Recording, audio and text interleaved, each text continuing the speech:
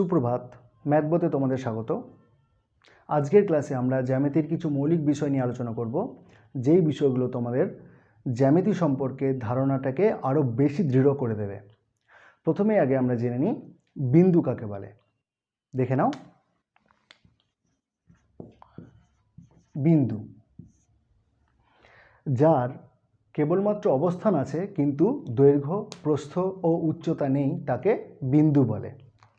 বিন্দুর ছবিটা যদি আঁকতে হয় তাহলে এটা হচ্ছে বিন্দু, এইটা হচ্ছে বিন্দু। এইবার আমরা জেনে নিই রেখা কাকে বলে।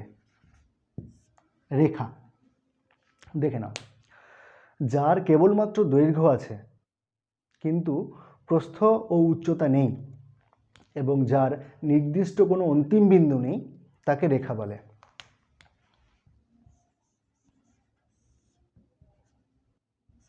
এটা হচ্ছে রেখা, এটা হচ্ছে রেখার ছবি।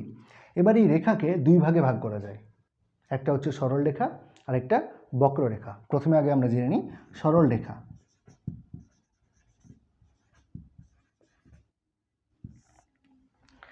যে রেখা কখনোই দিক পরিবর্তন করে না তাকে সরল রেখা বলে। তাহলে কি হবে সেটা?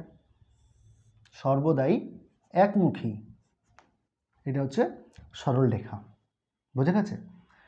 এবার আমরা জেনে নিচ্ছি সরল রেখাংশ কি। তোমরা সরল রেখাংশ নাম শুনেই বুঝতে পারছো যে সরল রেখার অংশ। অর্থাৎ তাহলে সরল রেখাংশ কি যদি বলতে হয় তাহলে কি বলবো?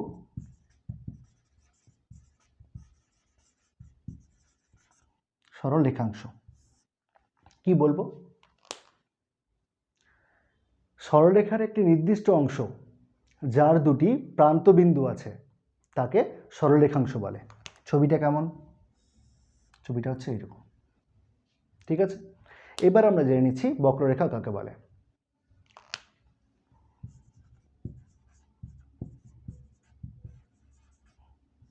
বক্ররেখা যে রেখা দিক পরিবর্তন করে তাকে বক্ররেখা বলে।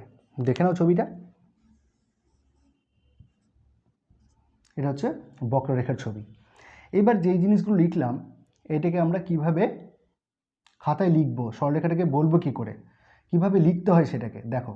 এই বিন্দুটাকে যদি আমি এ বলি, এটাকে যদি বি বলি, তাহলে এই সরলরেখাটাকে লিখতে হলে আমাকে লিখতে হবে এ বি, তার মাথায় একটা দাগ, দুই দিকে তীর চিহ্ন। এটার অর্থ হলো সরল রেখা। এবার যদি বলে আমাকে সরল রেখাংশ বোঝাতে তাহলে কীরকম লিখবো দেখো। এ বি, যদি এটা এ হয়, এটা যদি বি হয়, তাহলে এটা রেখাংশটাকে কীভাবে বোঝাবো? এ বি, মাথায় শুধু একটা দাগ। ঠিক একই জায়গায় যদি বক্ররেখা বলে দেখতে, তো বক্ররেখা কীভাবে লিখবো দেখো। এটা বিন্দু যদি এ বলি, এটা যদি বি বলি, তাহলে এটাকে লিখবো এ বি, মাথায় এরকম দাগ। ঠিক আছে? এটা হচ্ছে বক্ররেখা। অর্থাৎ এই বিন্দুকে এইভাবে লিখতে হয়, রেখাকে এইভাবে লিখতে হয়, সরলরেখাকে এইভাবে লিখতে হয়। সরলরেখাংশের ছবি হচ্ছে এটা, লিখতে হয় এইভাবে। বক্ররেখার ছবি হচ্ছে এইটা, লিখতে হয় এইভাবে। এবার আমরা জেনে নিচ্ছি যে কোণ কাকে বলে। তার আগে আমাদের রশ্মি সম্পর্কে একটা ধারণা থাকতে হবে। রশ্মি ব্যাপারটা কি? রশ্মি হচ্ছে কোনো একটি নির্দিষ্ট বিন্দু থেকে নির্গত হয়ে অসীম পর্যন্ত বিস্তৃত সরলরেখাটাকে বিন্দু বলে বা রেখাকে বিন্দু বলে। কিন্তু আমরা প্রথমেই বলে দিচ্ছি একটা নির্দিষ্ট বিন্দু থেকে নির্গত হয়ে অসীম পর্যন্ত বিস্তৃত, অর্থাৎ নির্দিষ্ট একটা অন্তিম বিন্দু আছে, একটা নির্দিষ্ট অন্তিম বিন্দু আছে, সেটাকে বলা হচ্ছে কি? রশ্মি। এইবার কোণ কাকে বলে সেটা যদি বলে তাহলে আমরা কিভাবে ডিনোট করব সেটাকে, কোণ কাকে বলে তার সংজ্ঞাটা জানতে হবে। তাহলে কি বলবো? কোনো একটি নির্দিষ্ট বিন্দু থেকে দুটি রশ্মি নির্গত হলে তাদের মধ্যবর্তী অংশটিকে কোণ বলে। এরকম যদি একটা রশ্মি বের হয় তাহলে এই যে অংশটা এটাকে বলা হয় কোণ, এটাকে বলা হয় কোণ। আর এই যে দুটো রশ্মি বললাম, এই দুটো রশ্মিকে বলা হয় বাহু, কোণের বাহু। তাহলে কোণের বাহু কটা? দুটো। আর এই যে নির্দিষ্ট বিন্দু থেকে নির্গত হচ্ছে এই নির্দিষ্ট বিন্দুটাকে বলা হয় কৌণিক বিন্দু বা শীর্ষবিন্দু। দেখো এই কোণের মাথা হচ্ছে এটা, তাহলে এই জন্য এটা হচ্ছে কি? শীর্ষবিন্দু বা কৌণিক বিন্দু, কৌণিক বিন্দু। এইবার এই কোণটাকে লিখবে কি করে দেখো, এটার নাম দিলাম এ, এটার নাম দিলাম বি, এটার নাম দিলাম সি। তাহলে খেয়াল করে দেখো, বি এ একটা রশ্মি, বিসি একটা রশ্মি, কৌণিক বিন্দুটা কোনটা, বি। তাহলে এই কোণটাকে কিভাবে লিখতে হয়, লিখতে হয় যেটা কৌণিক বিন্দু অর্থাৎ শীর্ষবিন্দু সেটা সবসময় মাঝখানে থাকবে।